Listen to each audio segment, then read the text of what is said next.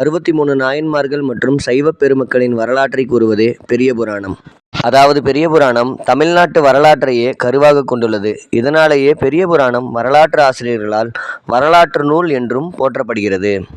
பெரிய புராணத்தின் ஆசிரியரான சேக்கிழார் சோழ மன்னன் அனபாயனிடம் முதலமைச்சராக பணியாற்றிய போது மன்னனின் சிந்தாமணியின் ஈடுபாட்டை கண்டு சிந்தாமணியின் சமணக் கொள்கை வாழ்வுக்கு உதவாது என்றாராம். அதற்கு மன்னன் சமணக் கொள்கை உதவாது என்றால் வாழ்வுக்கு எது உதவும் என்றார். அதற்கு சேக்கிழாரோ சைவ அடியார்களின் வரலாறே வாழ்வுக்கு உதவும் என்றவுடன் மன்னன் பெருநூல் ஒன்று பாடி அருளுக என்று வேண்டியதால் சேக்கிழார் சுந்தரரின் திருத்தொண்டத் தொகையையும் நம்பியாண்டார் நம்பி பாடிய திருத்தொண்டர் திருவந்தாதியையும் அடிப்படையாக கொண்டு பெரிய புராணத்தை பாடியதால் இதற்கு திருத்தொண்டர் புராணம் என்றொரு பெயரும் உண்டு. பெரிய புராணத்தின் பக்திச் சுவையை மீனாட்சி சுந்தரம் பிள்ளை அவர்கள் பக்திச் சுவைநனி சொட்ட சொட்ட பாடிய கவிவளவ என்று பாராட்டுகிறார்.